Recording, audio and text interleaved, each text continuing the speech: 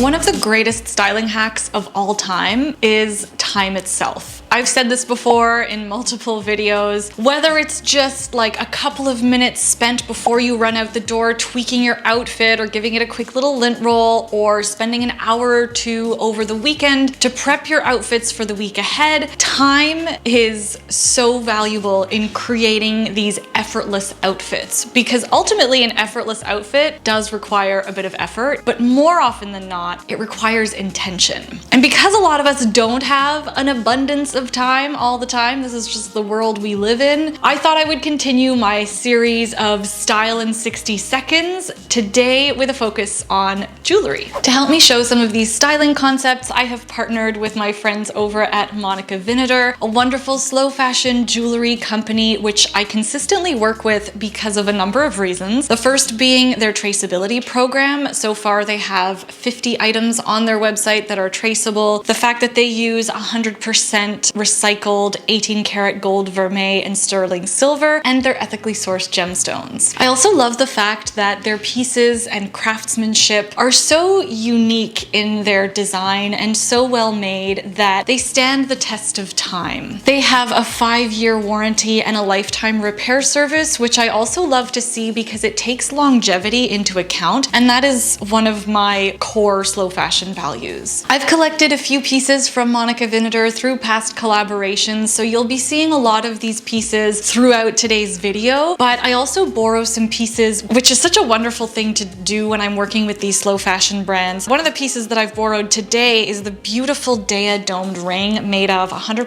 recycled gold and silver. As with all of my sponsored content, I hope this introduces you to a brand that suits your aesthetic and your slow fashion values. I have a discount code, which I will leave for you in the description box below. Let's jump on in.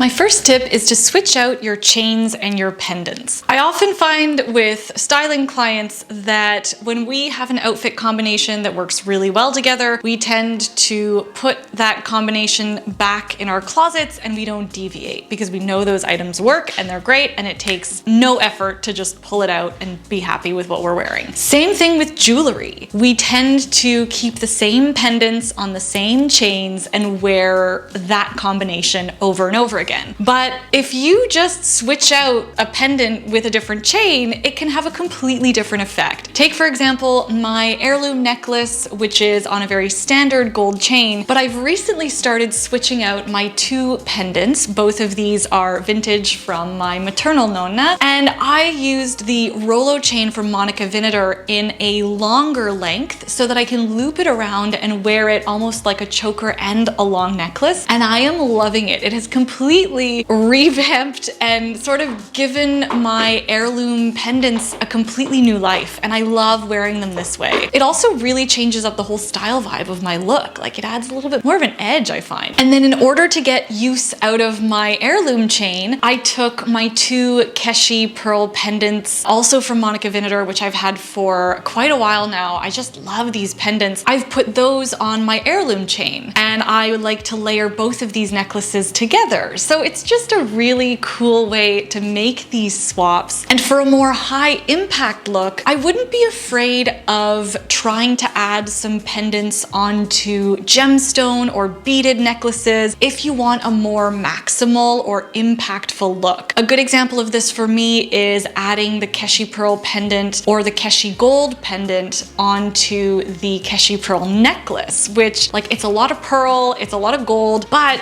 when I want something a little bit more visually impactful, I think this combination looks really great. And all I've done is swap out the pendants and the chain. Literally takes less than a minute. My second tip is to go for low effort but high visual impact stacks or combinations. It's been a very popular practice to stack more dainty jewelry, you know, daintier rings, dainty necklaces, and things like that. However, I think you can create a more bold and impactful look if you take 2 or 3 pieces that are already pretty maximal and have a high visual impact and mix those together. A good example of this are the Dea dome rings that I've stacked on one finger, and I actually think it's kind of neat to have the same ring on the other hand as a single. These dome rings are great on their own, but they do have a really great like heft and visual weight. So when you're stacking them together on one finger and maybe you're like balancing it out on the other hand, it can really create an interesting look that feels very singular and really different. So definitely try these kinds of stacks. You can also try stacking something very bold with 1 or 2 more delicate rings, or in your ears. I wish I was brave enough to get a second hole pierced, but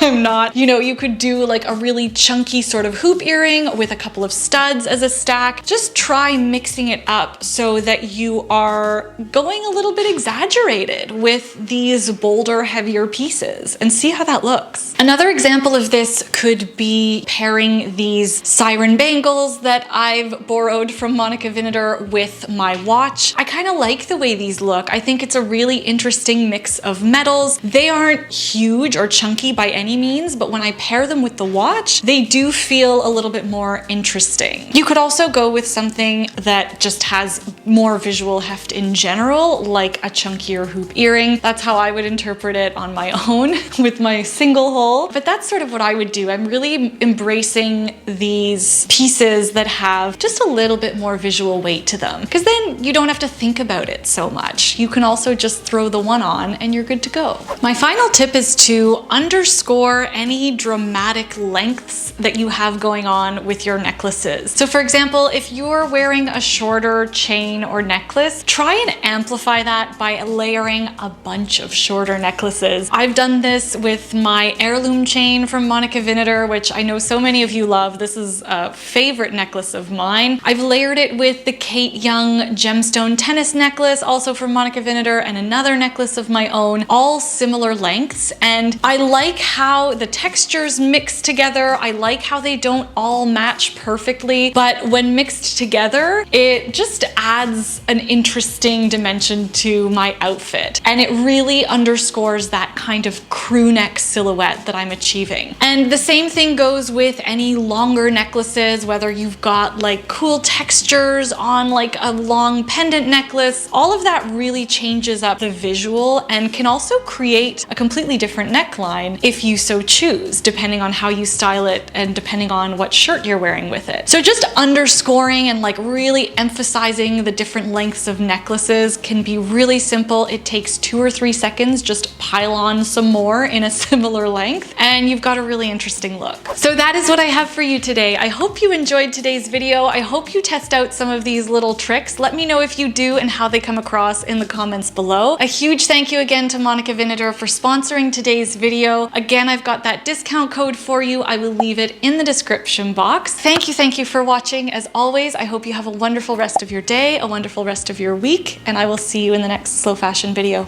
Ciao!